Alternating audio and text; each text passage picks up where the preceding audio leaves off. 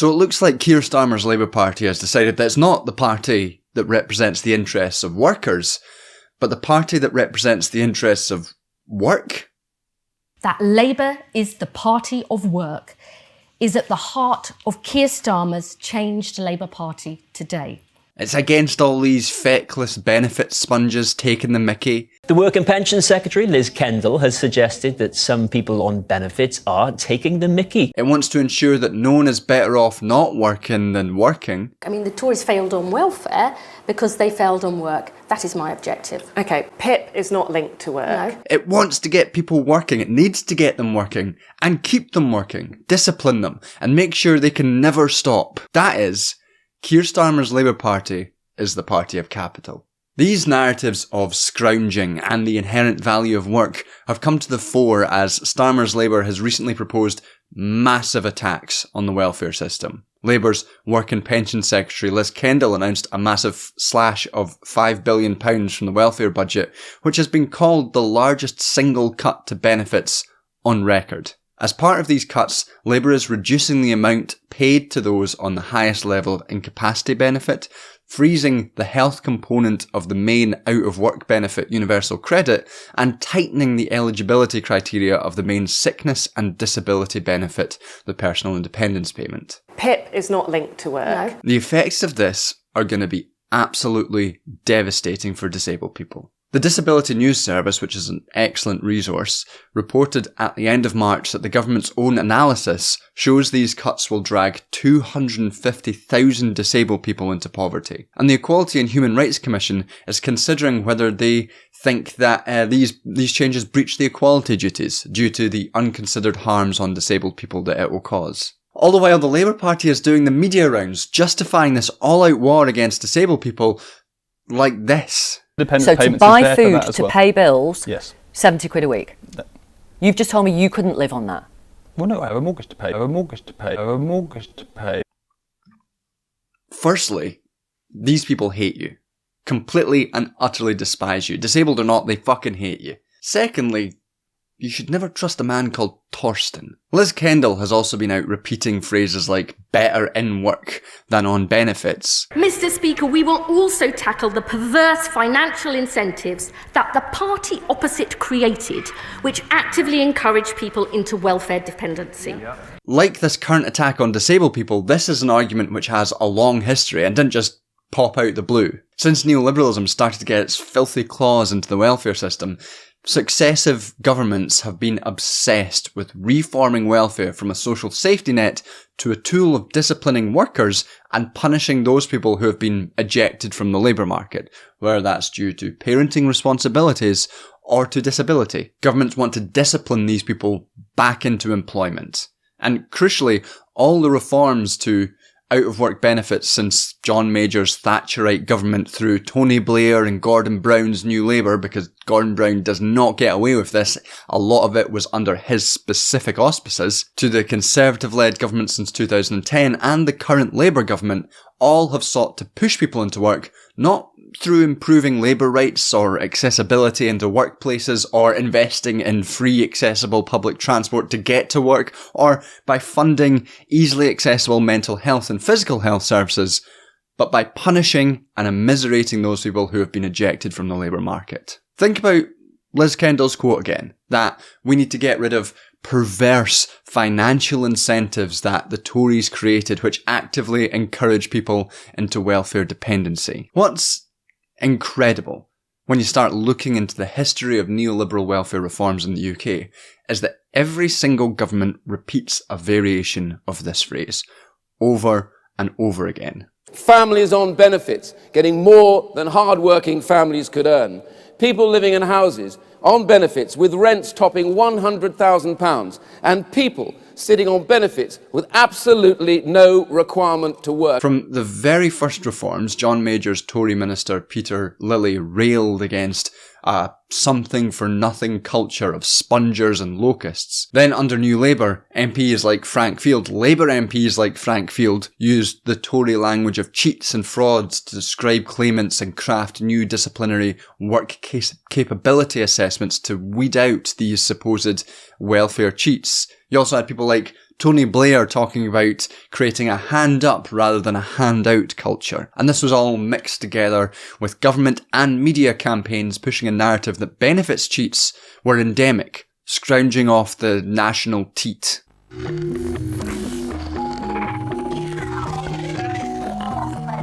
We know when and where you're most likely to consider committing benefit fraud.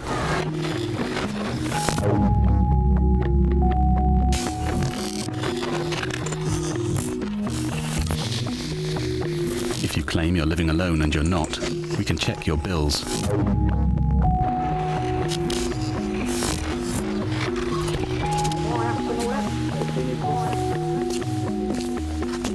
If we think you're committing benefit fraud, we can come out and pay you a visit. And of course, this was all prevalent under the Tory-led government since 2010 as well. Tory coalition cuts were so notoriously awful that in 2012, the Tory Chancellor and noted Dracula impersonator George Osborne was booed at the Paralympic Games. The medals tonight will be presented by the Right Honourable George Osborne MP, Chancellor of the Exchequer, who is accompanied by Mr. Chris Brownridge. First boos that we've heard all week at the Paralympic Stadium. Nice moment for Chris Brownridge, certainly. It's important to note that all of these people, right up to Starmer and Liz Kendall today, all repeat the qualification that they will support those who, quote, genuinely need support. Creating a more proactive, pro-work system for those who can work, the social security system will always be there for people in genuine need. Of course, this is a trick which is set up to pretend that you're being progressive when you're actually just deciding that many people do not, in fact, require genuine support. And you're framing that anyone who's not genuinely in need of support is a welfare cheat and a fraud. Are those 250,000 people that are ejected from PIP not in genuine need? Or are all of them cheats and frauds? And this history of welfare abuse is not just present in the UK. In the 1980s, the great Satan Ronald Reagan oversaw a series of devastating cuts to disabled people's out-of-work benefits in the US, which was connected to a series of disabled people taking their own lives. One disabled woman in the US left a suicide note addressed to the Federal Department of Health and Human Services, which said, "The message that I'm getting is either work or die." This grim message is one that has been suffused throughout the entirety of the UK's welfare system since its neoliberal reforms. In a culmination of decades of journalistic research into the UK's welfare system, John Pring, who runs the immensely valuable Disability News Service, wrote this book. In this book, he tracks the ways in which reforms exactly like the current Labour government's programmes have resulted in thousands of suicides. The overbearing disciplinary assessments, simple cuts to the rates of benefits, and a pervasive attitude that those on out-of-work benefits are just scroungers, drains on society, all coalesce into a system which murders disabled people. To further connect this to the US and to the wider project of neoliberal social murder, John Pring details the increasing entwinement of private US-based insurance firms in designing and facilitating the dehumanizing assessment process. Firms like UNUM, I feel like it's disrespectful in a good way to not know how to pronounce their name, UNUM Life Insurance. Firms like them, which in 2005 was described by the California Insurance Commissioner as an outlaw company, which for years operated in an illegal fashion, had worked its way into the heart of the UK government, whose advice has become central to reforming the assessment process that will determine whether disabled people receive the support they need. What this shows is the two-pronged nature of neoliberal reforms to the state. On the one hand, the state was used as an avenue of private profit for corporations, and on the other, the functioning of the state itself was reformed in the model of market actors like insurance companies. The institutional model of welfare was altered from a state responsibility to some degree to look after the people, into a corporate insurance model driven by the urge to deny as many claims as possible. And this model only promotes the assumption that anyone trying to access benefits to which they are entitled are basically trying to scrounge and cheat the industry state out of its budget. It's like if If the entire state welfare apparatus was set up to be the tiny guy in The Incredibles that Mr. Incredible chokes out. Are you saying we shouldn't help our customers? The law requires that I answer no. We're supposed to help people. We're supposed to help our people, starting with our stockholders, Bob. That guy is the state. Wallace Shawn's performance of a lifetime is showing that tiny, powerful man as the personification of the neoliberal state. This obviously plays a role in shaping the perverse system of social murder enacted by the DWP. That's the Department of Work and Pensions for non-British people watching. Sorry, I balked when I said them because I hate them so much. Department of... And it's not as if the DWP is unaware of the harm it causes. For years, they've been made aware of the effects of this system, and rather than fix it to be even mildly more humane, the institutional logic has produced nothing but a systemic cover-up. Attempts have been made to force the DWP to reveal its internal reviews of various deaths, but at every stage, such attempts have been blocked and frustrated. And to be clear, this isn't to say that nobody outside of the DWP knew the depth of its harm. Firstly, government ministers have always known, but beyond that, disabled people, benefits claimants, and basically anyone who has spent any time researching welfare in the UK has quickly been able to identify it as an institutional death process, a system of necro-political control. The only reason I'm vulnerable is because of the policies of the government, and we're not going to continue with what the Tories said. We throw the gauntlet down to Labour. Income / services / independent living / all of these things have been destroyed. I'm going to be watching this government and we're going to be calling them out. For example, in 2016, the UN Committee on the Rights of Persons with Disabilities found that the UK was guilty of grave and systemic violations of the UN Disability Convention. In 2024, after a review, the committee found that, far from getting better, the state of welfare had gotten even worse. And in 2018, the UN Special Rapporteur for Extreme Poverty found that the government's austerity programme, which included cuts and alterations to benefits, represented a human rights social calamity. Each and every time this has been brought up to the government, the response has simply been to dismiss it.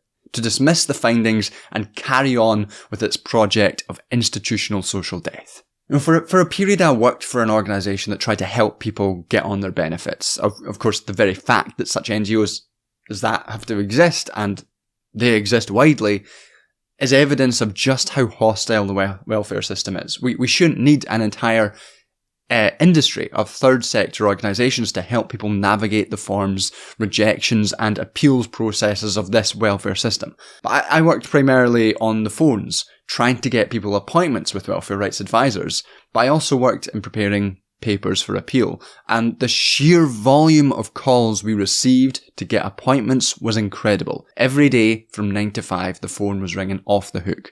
So many people needed help, more than we had the capacity to help. So a lot of the job was turning people away who needed appointments. I heard so many people talk about suicidal ideation or how they would love to work if they could but were just too ill. And all of them struggled with the incomprehensible dehumanisation of the system. We all knew how evil this system was.